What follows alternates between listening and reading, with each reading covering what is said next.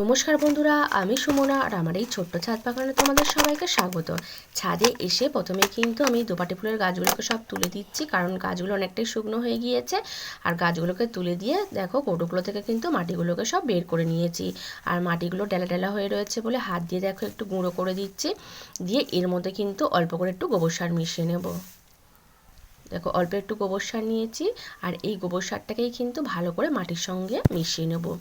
আর মাটিটাকে ভালো করে মিশিয়ে নিয়ে তারপরে এই মাটিটা কিন্তু ওই কৌটোগুলোর মধ্যে ফের আবার দিয়ে রাখবো এর মধ্যে গাছ বসানোর জন্য।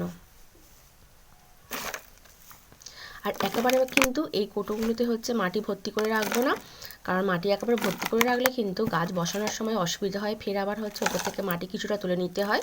আর এরকম কিন্তু হাফটা করে মাটি দিয়ে রাখলে গাছ বসাতে কিন্তু সুবিধা হয়।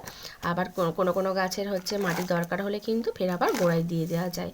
আর এখানে দেখতে পাচ্ছ কৌটোগুলোর তলায় কিন্তু আমি হচ্ছে পাতা দিয়েছি, তার উপরে কিন্তু সব মাটি দিয়ে দিচ্ছি। এইটাও ফাঁকা রয়েছে, এটার মধ্যেও হচ্ছে মাটি ভরে রাখবো। আর এখন কিন্তু হচ্ছে এইগুলোর মধ্যে আমি গাছ বসাবো না, কারণ তোমরা দেখতে পাচ্ছ আমার হচ্ছে ছাদের এই সাইডটাতে কিন্তু এখন রোদ্দুর রয়েছে।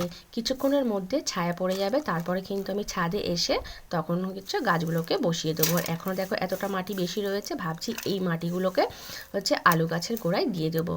দেখো তুলে নিয়েছি সব মাটিটা।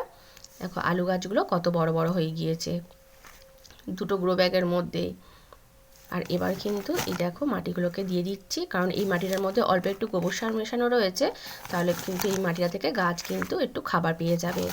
আর এই গ্রো ব্যাগগুলোর নিচের দিকে কিন্তু মাটি নেই, গাছের শুকনো পাতা রয়েছে, আর তার উপরে কিন্তু একদম অল্প পরিমাণে মাটির ছিল, আর তার উপরে এই আলুগুলো বসানো ছিল।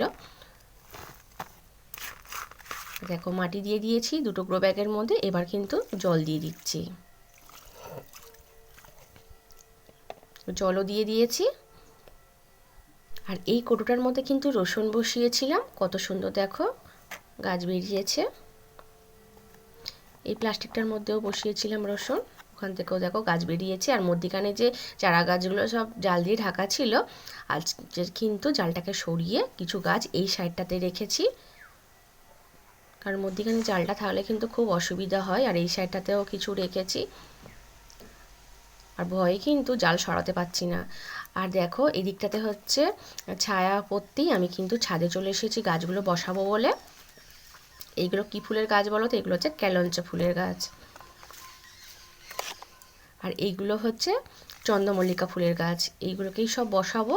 আর এই চন্দ্রমল্লিকাগুলো কিন্তু কেনা নয়, আমি হচ্ছে ডাল এই লাল বালির মধ্যে বসিয়েছিলাম, আর সেখান থেকেই দেখো কত সুন্দর চারা তৈরি হয়েছে। তোমরাও কিন্তু এরকমভাবে তোমাদের কাছে যদি না হচ্ছে আগের বছরের মাদার গাছ থাকে, তাহলে কারোর কাছ থেকে এরকম ডাল নিয়ে বালির মধ্যে কিন্তু বসাতে পারো, আর সেখান থেকে কিন্তু খুব সুন্দর চারা পাবে। দেখো কতগুলো হচ্ছে চারা হয়েছে। এটা থেকে এখনো হচ্ছে শিকড় বের হয়নি, এটা থেকেও কিন্তু বের হয়নি এখনো, এটা থেকে বেরিয়েছে। এই দুটো থেকে এখনো শিকড় বেরোয়নি, বালির মধ্যে থাক, কিছুদিনের মধ্যে আবার ওইগুলো থেকেও শিকড় চলে আসবে। আর এখানে দেখতে পাচ্ছ আমি কিন্তু কয়েকটা জায়গা রেডি ছিল মাটি, আমি কিন্তু আবার হচ্ছে ফের কয়েকটা হচ্ছে জায়গার মধ্যে মাটি নিয়ে নিয়েছি গাছগুলো বসাবো বলে। এটার মধ্যে চন্দ্রমল্লিকা বসিয়ে দিচ্ছি, আর এটার মধ্যেও হচ্ছে চন্দ্রমল্লিকা বসিয়ে দেব। আর শীতের সময় কিন্তু আমাদের কাছে হচ্ছে যতই টব বা জায়গা থাকুক না কেন, গাছ কিন্তু বসাতে বসাতে এতটাই গাছ বেড়ে যায়, জায়গা কিন্তু কম হয়ে যায়। এখানে দেখো চন্দ্রমল্লিকাগুলো সব বসিয়ে দিয়েছি যে কটা চারা ছিল। আর এই কুটোটার মধ্যে আমি হচ্ছে এই ক্যালঞ্চা ফুলের গাছগুলোকে বসাবো, যেহেতু কুটোটা অনেকটা লম্বা, আর গাছগুলো দেখতে পাচ্ছ অনেকটা লম্বা রয়েছে। আর এর মধ্যে কিন্তু আমি যে কটা হচ্ছে গাছ নিয়ে এসেছি সব কটাই কিন্তু বসিয়ে দেবো, কারণ হচ্ছে এই গাছগুলো কিন্তু আর বাড়বে না, ফুল আসার সময় হয়ে গিয়েছে। আর এই ফুলগুলো যদি একদম ছোট ছোট মতো লাল রঙের হয়, একসঙ্গে কিন্তু ফুললে দেখতেও ভালো লাগবে। এখানে কিন্তু আমি 4টে গাছ কিন্তু একসঙ্গে বসিয়ে দিয়েছি।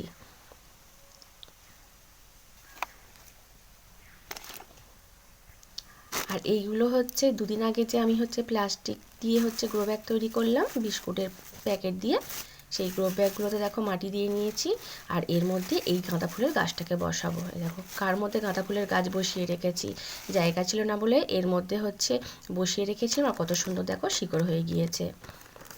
কারণ গাছ নষ্ট করতেও তো খারাপ লাগে, তার জন্যে হচ্ছে হাতের কাছে যেটা পেয়েছিলাম সেটার মধ্যেই বসিয়ে রেখেছিলাম। কিন্তু গাছটা তো মরেনি, বেঁচেই রয়েছে।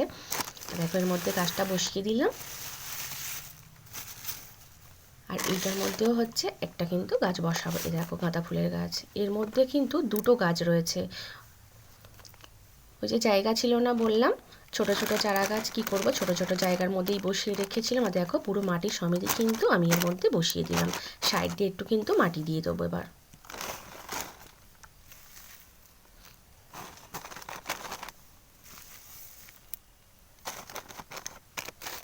দেখো মাটি দিয়ে দিয়েছি। আর এখানে কিন্তু আমার হচ্ছে মোটামুটি গাছ বসানো হয়ে গিয়েছিল, কিন্তু দেখতে পাচ্ছি লাস্টে এই জায়গাটা বেশি রয়েছে, এইটার মধ্যে এই গাঁদা ফুলের হচ্ছে গাছটাকে বসিয়ে দেব। আমার কাছে কিন্তু এখনও গাঁদা ফুলের অনেক চারা রয়েছে, যেহেতু হচ্ছে ডাল কাটিং করে করে তো চারা তৈরি করছি, তার জন্য অনেক চারা রয়েছে, কিন্তু এখন আর বসানোর জায়গা নেই।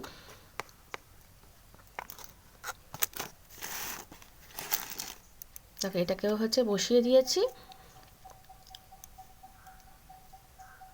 এর মধ্যে 4টে ক্যালেন্ডার ফুলের গাছ রয়েছে, আর এগুলো চন্দ্রমল্লিকা। এবার কিন্তু এগুলোর মধ্যে জল দিয়ে দেবো।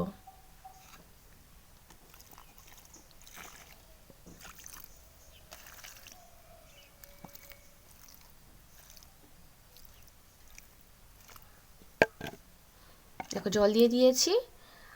আর এই দেখো এইগুলো হচ্ছে সব কেনা চন্দ্রমল্লিকা ফুলের গাছ, অনেকগুলো নিয়ে এসেছিলাম, 3টেই রয়েছে। আর এর মধ্যে হচ্ছে ক্যালেন্ডার ফুলের গাছগুলো কয়েকদিন আগে বসিয়েছিলাম, তোমাদের দেখিয়েছিলাম, একদম ছোট ছোট গাছ ছিল, আর এখন কত বড় হয়ে গিয়েছে।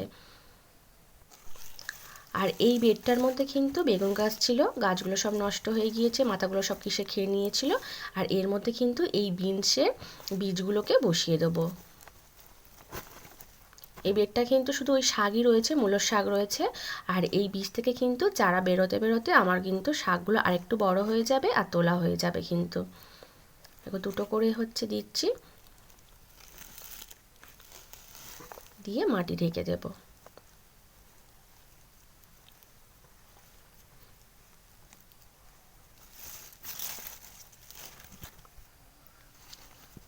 এখানেও হচ্ছে দুটো দিয়ে দিলাম, আর এই কোণটাতেও হচ্ছে দুটো দেব। মোট হচ্ছে 4টে কোণে 8টা কিন্তু বীজ আমি এর মধ্যে হচ্ছে বসাবো, কারণ শাকগুলো তুলে নিলেই কিন্তু বেডটা একদম ফাঁকা হয়ে যাবে। দেখো এখানেও দুটো দিয়ে দিলাম, দিয়ে একটু কিন্তু মাটি দিয়ে দিচ্ছি উপর থেকে।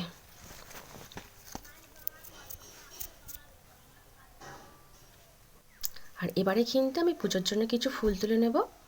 দেখো প্রথমেই অপরাজিতা ফুলগুলো তুলে নিচ্ছি। আর এই ফুলটা কেমন ফুটেছে আজকে। আর সাদা রঙেরও হচ্ছে দেখো কিছু তুলে নিচ্ছে। আর আজকে কিন্তু এই একটাই হচ্ছে জবা ফুল ফুটেছে। আর জবা গাছের পাতাগুলো দেখো কেমন হলুদ হয়ে গিয়েছে, কারণ এই পাতাগুলো কিন্তু সব পুরনো পাতা, তার জন্য এরকম হলুদ হয়ে গিয়েছে। এগুলো সব ঝরে যাবে। আর কিছু এবার নয়নতারা তুলে নেব।